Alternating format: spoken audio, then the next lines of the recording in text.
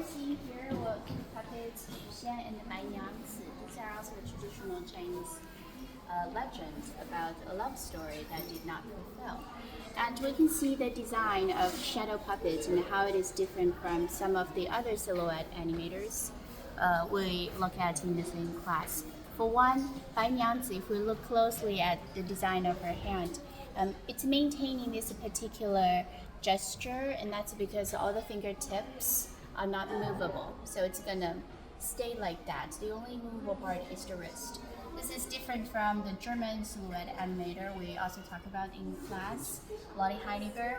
For her design, there are much smaller details that you can move, like the lips and the fingertips. And the only reason contributing to this difference is if we look later that for shadow puppets, when they are doing the performance, there is a singer.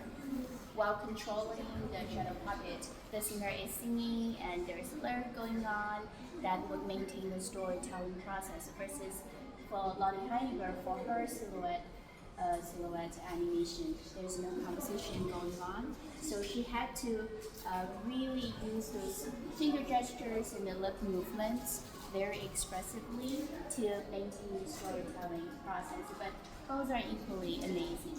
If we look over here,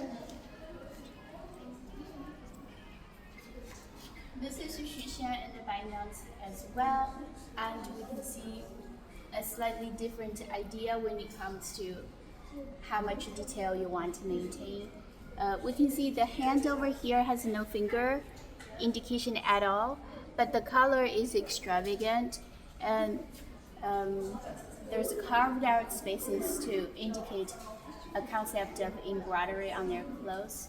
Part of the reason I'm guessing is maybe because this is a story so well known and there's no significant demand to include the details of the storytelling process, versus for that one we probably do. The last one.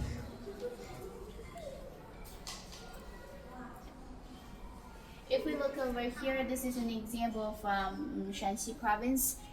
There are two significant details we want to point out. For one, the material that these two were made are cow skin. So this is the traditional approach of using animal hide, and you process it until it has that firmness for you to carve into really, really small details. The other interesting detail I want to point out, especially in comparison with the previous two that we saw, is the color selection. For this one, we can almost immediately tell the difference in terms of the color selection is very different from those contemporary ones. So I want to point that out. For those two characters, they are two very famous fairies in traditional Chinese legend. This is a woman fairy, this is a man, and he's a talisman, and we can tell that by the hat that he's wearing, and the sword that he carries on his back. But all of those are amazing.